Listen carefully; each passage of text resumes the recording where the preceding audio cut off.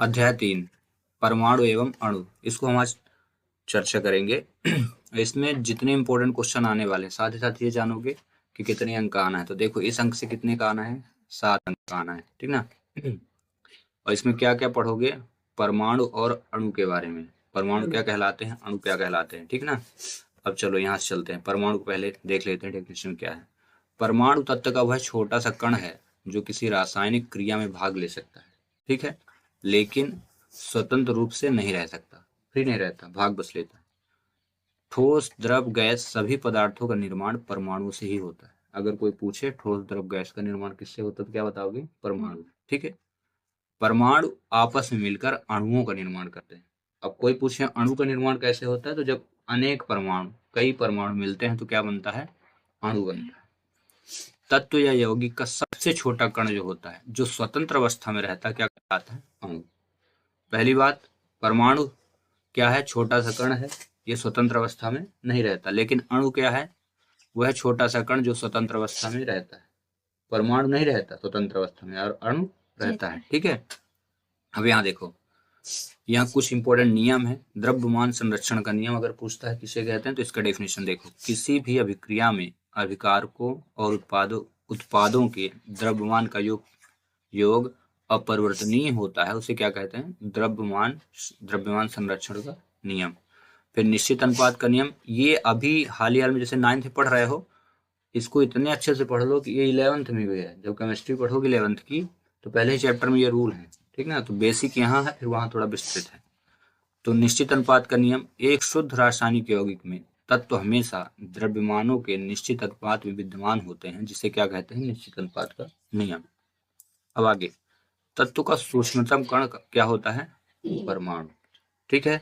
ये अच्छे से पढ़ते रहना, रिवाइज कर लेना, लिख लेना, क्योंकि जब ऑब्जेक्टिव आएंगे तो ऐसे पूछेगा तत्व का सूक्ष्मतम कण क्या होता है, तो क्या बताओगे, परमाणु, जो स्वतंत्र रूप से प्रायः नहीं रह सकता। ऊपर पढ़े थे ना, परमाणु स्वतंत्र नहीं होता तथा उसके सभी रासायनिक गुणधर्मों को प्रदर्शित करता है। अणु के बारे में देखो, किसी तत्व अथवा यौगिक का वह सूक्ष्म कण होता है जो सामान्य दशाओं में स्वतंत्र रह सकता है। यह पदार्थ के सभी गुणधर्मों को प्रदर्शित करता है, ठीक ना। अब यहाँ देखो, परमाणु जो होता है ये रासायनिक गुणधर्मों को प्रदर्शित करता है, ठीक है, और ये क्या करता है, पदार्थ गुणधर्मों को प्रदर्शित करता है। अलग अलग है। ये किसकी डेफिनेशन है, ये वाली डेफिनेशन किसकी है, परमाणु की, ठीक है, परिभाषा। और ये काहे की है, अणु की, ठीक है। ये दोनों डेफिनेशन को अच्छे से लिख के और याद कर लेना। अब आगे चलते हैं, ठीक ना।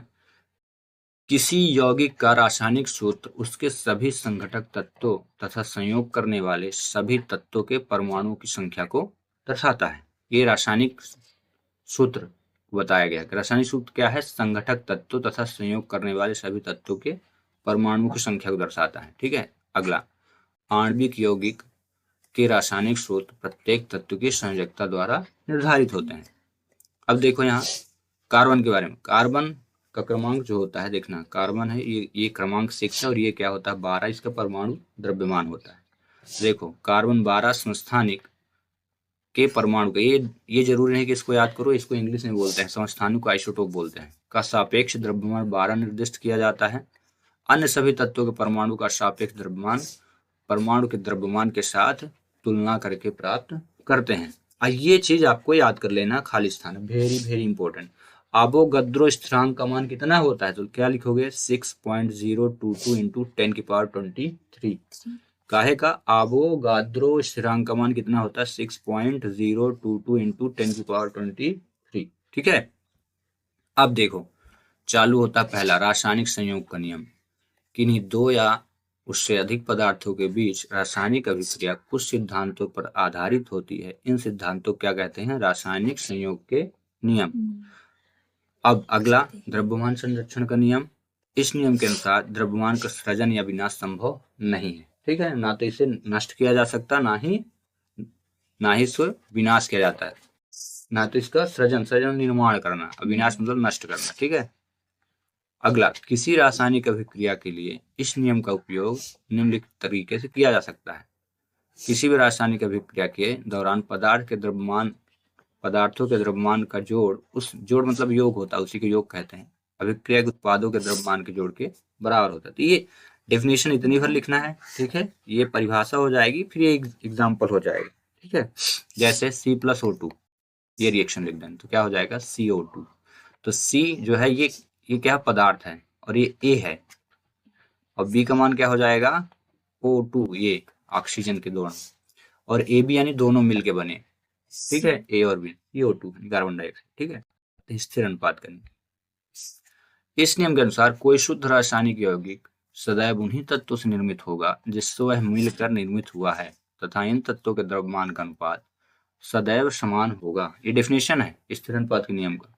फिर चाहे वह यौगिक किसी भी स्थान से प्राप्त किया गया हो अथवा निर्माण किसी भी पद्धति से या द्वारा किया गया। अब आते हैं वेरी वेरी इंपॉर्टेंट टॉपिक पे, डाल्टन का परमाणु सिद्धांत समझाइए, पेपर में आ चुका है पेपर में, ठीक है। तो क्या लिखोगे, रासायनिक संयोग के नियम पर आधारित डाल्टन का परमाणु सिद्धांत द्रव्यमान संरक्षण का नियम तथा स्थिर अनुपात के नियम को सिद्ध करता है, दो नियमों को, ठीक है। अब इसमें देखो इंपॉर्टेंट सिद्धांत के महत्वपूर्ण अंश कौन से हैं। पहला, सभी द्रव परमाणुओं से निर्मित होता है। क्या लिखा है, द्रव्य। द्रव्य में क्या होता है, द्रव के कितने प्रकार, ठोस, द्रव और गैस। ये लिखा है द्रव्य, ध्यान रखना ये द्रव्य है, और ये क्या लिखा है, द्रव है, ठीक है। द्रव्य के 3 प्रकार, ठोस, द्रव और गैस। अगला, परमाणु अविभाज्य सूक्ष्म कण होते हैं जो रासायनिक अभिक्रिया ना तो उत्पन्न होते ना ही उनका विनाश होता है। कौन, परमाणु। अभी ऑब्जेक्टिव जब पढ़ाऊंगा तो देखना वो भी आएंगे, ये क्वेश्चन आएंगे। दिए गए तत्व के सभी परमाणुओं के द्रव्यमान एवं रासायनिक गुणधर्म समान होते हैं। भिन्न भिन्न तत्वों के परमाणु के द्रव्यमान एवं रासायनिक गुणधर्म अलग अलग होते हैं, ठीक है। ये इंपॉर्टेंट टॉपिक है, 5 इसके रहेंगे। डाल्टन का परमाणु सिद्धांत है ये। भिन्न भिन्न तत्वों के परमाणु परस्पर छोटी पूर्ण संख्या के अनुपात में संयोग करके यौगिक का निर्माण करते हैं, ठीक है। और किसी भी यौगिक में परमाणु की सापेक्ष संख्या एक प्रकार से निश्चित होती है। अब आते हैं परमाणु के बारे में सीख लो। आधुनिक परमाणु सिद्धांत के अनुसार परमाणु किसी भी तत्व का वह सूक्ष्मतम भाग है जो किसी रासायनिक अभिक्रिया में बिना अपने रासायनिक एवं भौतिक गुणधर्मों को बदले उस अभिक्रिया में प्रयुक्त होता है, ठीक है ना। अपने गुणों को नहीं बदलता, बस उसमें वो यूज होता है। अगला, परमाणु तत्व के सूक्ष्म भाग हैं जिन्हें किसी भी शक्तिशाली सूक्ष्मदर्शी से भी देखा नहीं जा सकता। इतने छोटे छोटे होते हैं, परमाणु छोटा होता है, बहुत बहुत सूक्ष्म होता है, किसी भी सूक्ष्मदर्शी से देखो तो दिखाई नहीं देंगे। अगला, किसी भी तत्व के, ये परमाणु के बारे में बताया जा रहा कि एक परमाणु का द्रव्यमान उसका परमाणु द्रव्यमान होता है, ठीक है। अब देखो ये इंपॉर्टेंट है, इंपॉर्टेंट ऑब्जेक्टिव के लिए। 1961 में IUPAC ने परमाणु द्रव्यमान की इकाई क्या रखी है, U को परमाणु द्रव्यमान का मापक माना है। अगला देखो, परमाणु द्रव्यमान की इकाई, अब इसको इंपॉर्टेंट समझ के इसको याद कर लेना। एक परमाणु द्रव्यमान की इकाई द्रव्यमान एक कार्बन के 1/12वें हिस्से के द्रव्यमान के बराबर होता है। एक यूनिट इकाई लिखा है बराबर 1/12 इंटू C⁻12, ऐसे यहाँ लिखा है। ये एक यूनिट बराबर 1.66 गुणे लिखा है 10.37 किलोग्राम, ठीक है। अब आगे अणु के बारे में जानो। अणु किसे कहते हैं, किसी अणु का निर्माण दो या अधिक परमाणुओं के बीच रासायनिक बंधन उत्पन्न करने के होता है। फिर अणु के बारे में, अणु तत्वों को छोड़ किसी भी पदार्थ का सूक्ष्मतम इकाई है जो स्वतंत्र रूप से रह सकता है। इससे पहले भी ऊपर पढ़ा ये चीज है ना। यह उस पदार्थ के सारे गुणधर्म को व्यक्त करता है, प्रदर्शित करता है, जैसे जल के संपूर्ण गुणधर्म को प्रदर्शित करता है। कौन, H2O। अगला, किसी भी अणु का निर्माण एक ही तरह के परमाणु या भिन्न भिन्न प्रकार के परमाणुओं के बीच रासायनिक बंधन होने के कारणवश होता है। परमाणु का निर्माण किससे कराओगे, अणु से। अणु का निर्माण किससे होगा, कई परमाणुओं से, ठीक है। अब देखो, अब पूछा जाए कि अणुओं के कितने भाग में बांटा गया, तो अणु के भाग देखो 2 भाग हो गए, एक तरह के परमाणु से निर्मित और ये भिन्न तरह के परमाणु से निर्मित। अब देखो, ऑक्सीजन का जो फार्मूला, ऑक्सीजन O2 कहलाता है, तो इसमें कितने ऑक्सीजन हैं, 2 ठो, एक ही प्रकार के परमाणु से मिलके बना। और ये क्या हो गया, कई तरह के, जैसे हाइड्रोजन मिला और ऑक्सीजन मिला तो क्या बन गया, जल बन गया। समझ गए। यहाँ पे देखेंगे नाइट्रोजन गैस है, और गैस सिर्फ किससे बनी है, N और N को मिला के, एक ही प्रकार के। जबकि ये कार्बन डाइऑक्साइड में कार्बन भी मिला और ऑक्सीजन मिला, तब ये कार्बन डाइऑक्साइड गैस मिली। दो दो परमाणु मिले, समझ में आया? ये एक अणु वाले हो गए, ये दो अणु वाले नहीं, परमाणु वाले। इसमें सेम परमाणु मिल रहे हैं, इसमें अलग अलग परमाणु मिल रहे हैं, ठीक है। अब सूत्र इकाई द्रव्यमान देखते हैं किसे कहते हैं। तो किसी पदार्थ का सूत्र इकाई द्रव्यमान उसके सभी संघटक परमाणुओं के द्रव्यमान का योग होता है। अगला, सूत्र द्रव्यमान आणविक द्रव्यमान में केवल अंतर यही है कि उस पदार्थ के सूत्र इकाई द्रव्यमान का उपयोग करते हैं जिसके संघटक आयन होते हैं, ठीक है। अब यहाँ पे सूत्र इकाई द्रव्यमान निकालने के लिए फार्मूला, तो देखो NaCl को कहते हैं नमक। सोडियम का जो क्रमांक होता है, सोडियम का क्रमांक है 11 और इसका परमाणु द्रव्यमान क्या है, 23 होता है, ठीक है। वहीं क्लोरीन का क्रमांक है 17, परमाणु द्रव्यमान क्या होता है, 35.45 होता है, लेकिन यहाँ डायरेक्ट लिख दिया है 5, ठीक है। अब NaCl में क्या किया, 1 का गुणा, क्योंकि सोडियम कितने हैं, 1, तो क्लोरीन कितने हैं, 1, इसीलिए देखो ये 23 बोला था ना परमाणु द्रव्यमान, तो 23 गुणे 1 किया और 35.5 है इनका गुणा, और दोनों को जोड़ दोगे तो क्या हो जाएगा, 23 प्लस 35.5, 5 3 8 3 2 5.5, तो यह 58.5। तो याद रखना सोडियम का परमाणु द्रव्यमान। इसी प्रकार आप CO2 को निकाल सकते हो, लेकिन इसके लिए आपको कार्बन का परमाणु द्रव्यमान पता हो। तो कार्बन क्रमांक 6 और द्रव्यमान 12, ऑक्सीजन क्रमांक 8 और द्रव्यमान 16, ठीक है। अब जब मुझे निकालना है तो कार्बन कितने हैं, 1 ठो है, तो हम लिखेंगे यहाँ कार्बन का 12 प्लस ऑक्सीजन कितने हैं, 2 ठो, तो 2 गुणे, और ऑक्सीजन परमाणु द्रव्यमान कितना हुआ, 16, तो इसको गुणा करेंगे, 12 प्लस 16 दूनी 32, तो 2 2 4 3 1 4, इन कितना हुआ, 44। आया समझ में?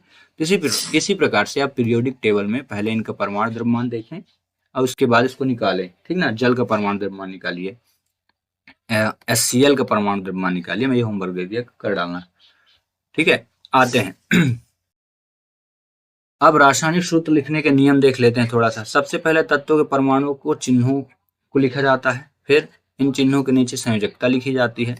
संयोजकता परमाणु की को क्रॉस द्वारा व्यक्त किया जाता है। देख लो, जैसे कार्बन लिखा है, ऑक्सीजन तो लिख दिए, पहले तत्वों के परमाणु के चिन्ह लिख दिए, कार्बन ऑक्सीजन, सूत्र लिखना है, फिर इन चिन्हों के नीचे इनकी संयोजकता। तो कार्बन की जो संयोजकता होती है वो याद रखना कितनी होती है, 4, और ऑक्सीजन की संयोजकता कितनी होती है, 2, लिखा ना।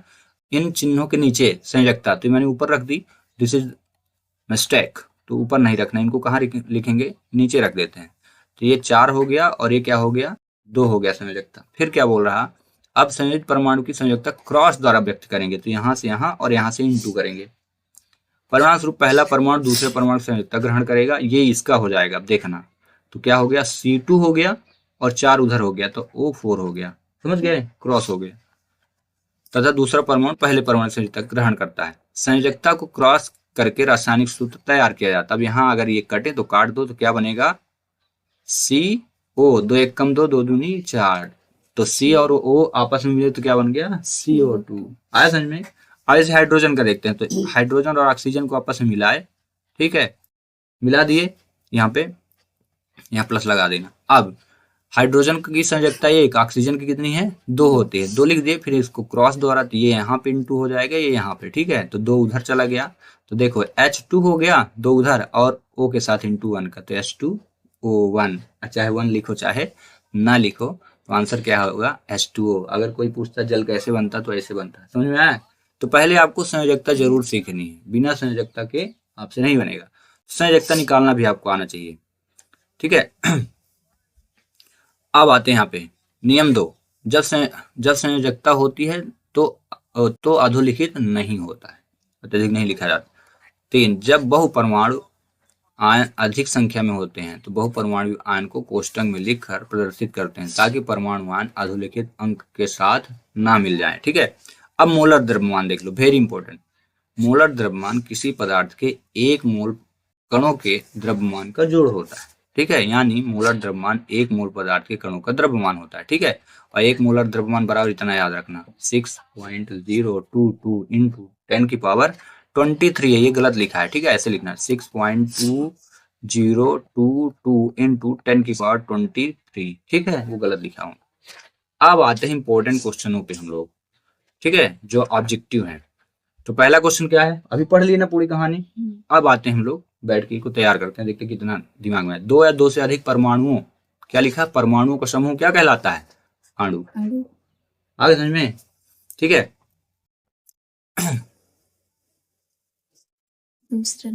अब चलते हैं दूसरे पे। निम्नलिखित में से किन तत्वों की परमाणुकता 2 होती है, तो क्या हो जाएगी, ऑक्सीजन की और हाइड्रोजन की परमाणुकता 2 होती है, ठीक है, क्योंकि ऑक्सीजन 2 और हाइड्रोजन H2 2 ठीक है। अगला, मैग्नीशियम क्लोराइड का सूत्र क्या होता है, तो MgCl2, कहीं है MgCl2, ये मैग्नीशियम क्लोराइड, ठीक है। अगला चलते हैं, अमोनियम सल्फेट का सूत्र क्या होता है, तो ये लिखेंगे अमोनियम सल्फेट, सल्फेट में SO4 होता है, ये नहीं होगा, ये भी नहीं होंगे, इसका करेक्ट आंसर ये हो जाएगा, ठीक है ना। ये ऑब्जेक्टिव आएंगे पेपर में। सोडियम नाइट्रेट का फार्मूला क्या होता है, तो ये Na, सोडियम को कहते हैं Na, पीरियोडिक टेबल में आप पढ़ लें, पहले 11 नंबर पे है S ब्लॉक पे, और NO3 मतलब नाइट्रेट होता है, ठीक है। अब आते हैं खाली स्थान पे, जल्दी कर लेते हैं, फिर अति लघुत्तरी बाद में हम करेंगे, ठीक है। एक रासायनिक अभिक्रिया में अभिकारकों और उत्पादों के द्रव्यमान का योग क्या कहलाता है, तो क्या लिखोगे, द्रव्यमान संरक्षण का नियम, क्या लिख दोगे, द्रव्यमान संरक्षण का नियम, ठीक है, लिख देना। दूसरा, निश्चित आवेश युक्त परमाणुओं का समूह क्या कहलाता है, बहुपरमाणविक आयन, बहुपरमाणविक आयन, ठीक है। Ca कैल्शियम, ठीक है ना, CaSO4 का सूत्र इकाई द्रव्यमान क्या है, तो इसको आप लिख देना 3.136, इसको बाद में सॉल्व करके आपको बताएं कैसे आएगा, ठीक है। अगला, सोडियम कार्बोनेट का सूत्र क्या होता है, तो सोडियम कार्बोनेट का सूत्र Na2CO3, ठीक है, यहां से भी आप लिख सकते हो, ठीक है, ये लिखे हुए हैं आंसर ऑलरेडी, ठीक है। आगे समझ में। अब यहाँ पे सत्य पे देखते हैं। पहला, तत्व सूक्ष्म कण परमाणु होता है जो स्वतंत्र अवस्था में नहीं रह सकता, तत्व का सूक्ष्म कण परमाणु, सही है, ठीक है। ये परमाणु क्या स्वतंत्र नहीं रह सकता, सही लिखा है। द्रव्यमान संरक्षण के नियम से किसी रासायनिक अभिक्रिया में द्रव्य को ना तो उत्पन्न किया जा सकता और ना ही नष्ट किया जाता है, यही सही है, यही पढ़े थे ना संरक्षण का नियम।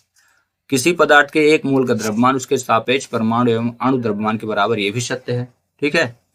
कैल्शियम का परमाणु द्रव्यमान 40 होता है, हाँ ये आपको याद रखना है, कैल्शियम का परमाणु द्रव्यमान 40 ही होता है, पीरियोडिक टेबल से आप पढ़ लेना। और एल्युमिनियम द्विपरमाणविक होता है, तो ये असत्य हो जाएगा, ठीक है, ये बस असत्य है, बाकी सब क्या है, सत्य है, ठीक है। अब आते हैं एक एक वाक्य में उत्तर लिखिए, ठीक है।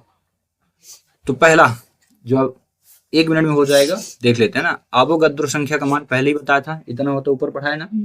फिर एक हाइड्रोजन में हाइड्रोजन कितने परमाणु, 6.022 × 10⁻23, वेरी वेरी इंपॉर्टेंट। परमाणु का यह पुंज जो आयन की तरह व्यवहार करता क्या कहलाएगा, बहुपरमाणविक आयन। पदार्थ के 1 मोल अणु का द्रव्यमान क्या कहलाता है, तो मोलर द्रव्यमान, ठीक है।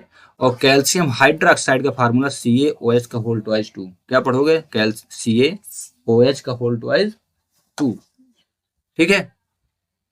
हम लोग सिर्फ अभी एक शब्द तक करेंगे, फिर अति लघुत्तरी बाद में पढ़ेंगे। प्रश्न नंबर 6, सल्फ्यूरिक अम्ल का रासायनिक सूत्र क्या, H2SO4, और सोडियम क्लोराइड का अणु सूत्र क्या होता है, NaCl, ठीक है।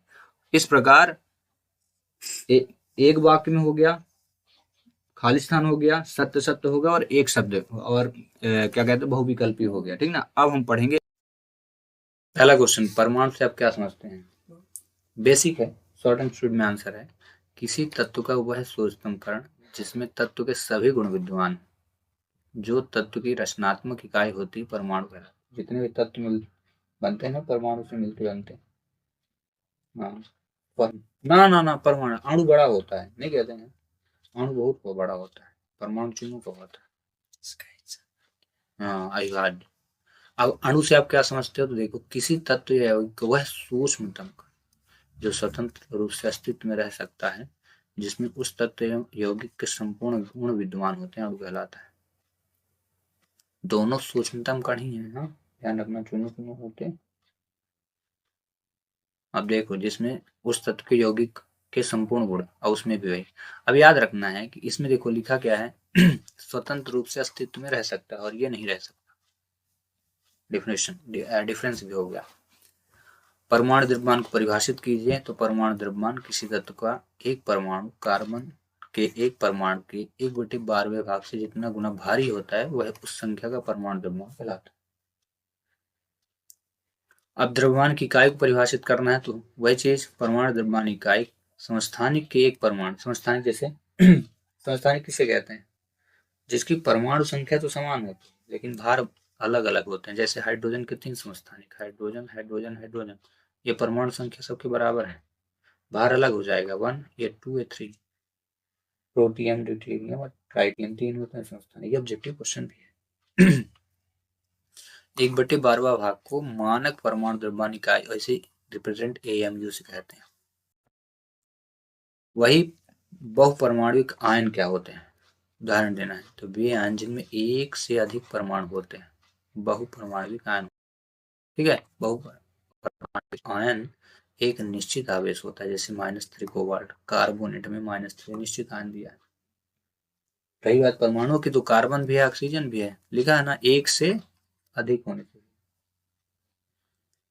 एक मोल से आप क्या समझते हैं? वेरी इंपॉर्टेंट, पढ़े ही होंगे।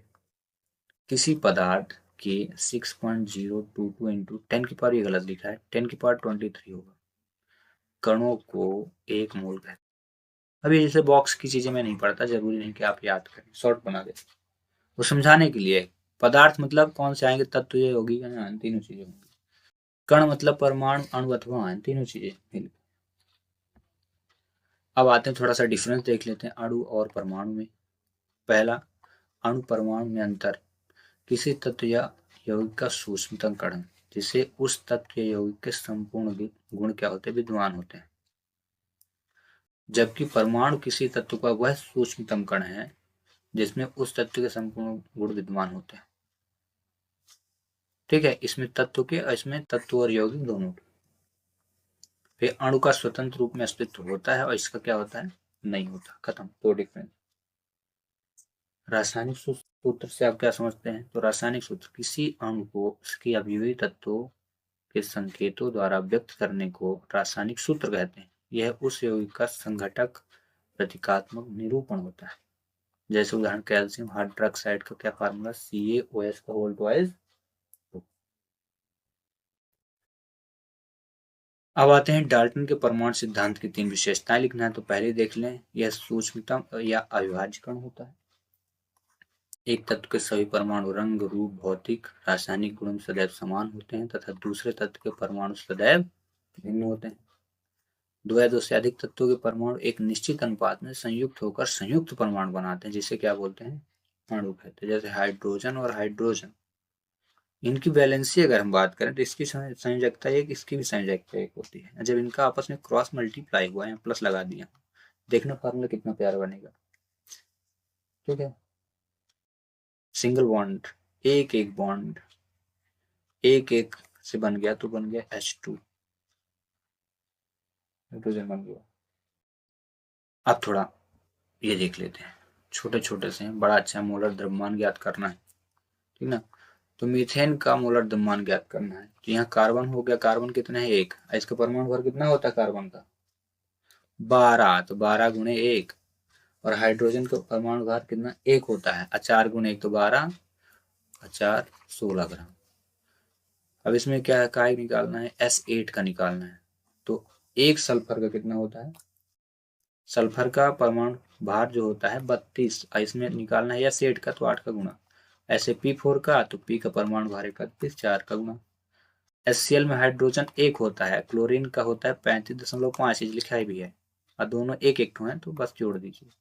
यहाँ पे हाइड्रोजन के 1, नाइट्रोजन का 14, और ये ऑक्सीजन का 48 का है हुआ। तो याद रखना, एक ऑक्सीजन का परमाणु भार 16 होता है। रही बात 3 का तो 3 गुणे 16 करेंगे, 16 × 48 जोड़ दीजिए और सभी की आंसर बता देना, 16 ग्राम इतने। अब इनके आणविक सूत्र जो वेरी इंपॉर्टेंट, कापर और ब्रोमाइड, कापर सेकंड ब्रोमाइड लिखा है तो CuBr2, एल्युमिनियम थर्ड नाइट्रेट लिखा है तो AlNO3 का होल 3। वहीं कैल्शियम सेकंड फास्फेट तो Ca3PO4 का 2। फास्फेट में सेकंड है, ये देखो 2 लगा दिया। आयरन लगा वैसे यहाँ पे है तो लगता है ऐसे जैसे इसमें ऐड होगा, बट ऐसा हो नहीं रहा। सल्फाइड थर्ड, तो ये देखो एस में आया। है ना। मरकरी, मरकरी को Hg बोलते हैं। और क्लोराइड में बोला है 2, तो Cl में लगा दो 2, ये फार्मूला है। कितना सरल सा हो गया, है ना। अब थोड़ा सा देख लेते हैं आयनिक यौगिक किसे कहते हैं और आणविक यौगिक। वे यौगिक जो जल में घोलने पर आवेशित कणों में विभक्त हो जाते हैं आयनिक कहलाते हैं, जैसे सोडियम क्लोराइड, अमोनियम सल्फेट। मतलब आवेशित कणों में विभक्त होना मतलब धन आयन देना या ऋण आयन देना, दोनों चीजें। आपको पता है कि पानी, ब्लेड और कॉपर का यूज करके आप बल्ब जला सकते हैं। तो अगर आपको ऐसा पता है तो हम चाहेंगे कि एक प्रयोग करके दिखाएं कुछ में।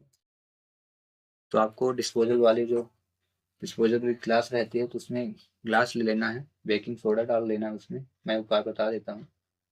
और एक वायर ले लेना है, होल्डर बल्ब ले लेना है, करंट नहीं भरवाना है, ठीक है। और उसमें ब्लेड लगा के कॉपर को बांध के बल्ब जलाना है। अगर जल गया तो चमत्कार, नहीं तो फिर आगे क्वेश्चन नहीं है। आणविक यौगिक, वे यौगिक जो विभिन्न तत्वों के परमाणु के परस्पर एक निश्चित अनुपात में जुड़कर बनते हैं तथा जल में घोलने पर आयनों में विभक्त नहीं होते, आणविक यौगिक कहलाते हैं। जो भी मैंने बोला है वो नहीं करना, पता चले कि आग उग लग जाए, है ना। कतई नहीं करना, थोड़ा सा ध्यान भटकाया था मैं, नींद ना आए आपको। निम्नलिखित यौगिकों में विद्यमान तत्वों का नाम दीजिए। बुझा हुआ चूना को क्या बोलते हैं, तो इसका नाम याद कर लेना भाई, कैल्शियम व ऑक्सीजन इसमें निहित होता है। और इसका जो फार्मूला होता है देख लेना, CaOH का होल ट्वाइस। ऐसे ही सभी के। हाइड्रोजन ब्रोमाइड में एक परमाणु हाइड्रोजन मतलब एक ठो H है ना, तो एक ब्रोमीन भी एक ठो, तो लिख देना। बेकिंग पाउडर का फार्मूला है NaSCO3, तो सोडियम एक ठो, हाइड्रोजन एक ठो और कार्बन भी एक रहता है। और ऑक्सीजन नहीं, ऑक्सीजन की मात्रा 3-3 इसके रहते हैं परमाणु। पोटेशियम सल्फेट में पोटेशियम की मात्रा 2 है, सल्फर और ऑक्सीजन, तो ये बता देना कि ये सारी चीजें निहित रहती हैं। और इस प्रकार से ये चैप्टर हुआ समापन। हाँ, आप अगर चाहते हैं ज़्यादा पढ़ना तो इन क्वेश्चनों को जरूर लगा लें। मूल संकल्पना को समझाइए उदाहरण दे करके, द्रव्यमान संरक्षण के नियम को उदाहरण सहित। आप अभी अच्छे से पढ़ लें क्योंकि 11th में आपको काम देगा, 10th में भी देगा। अणुओं के प्रकारों को लिखिए, ठीक है ना, क्या बात है। और मूल संकल्पना पर आधारित सरल अंकित प्रश्न को ही आपको मिलते हैं।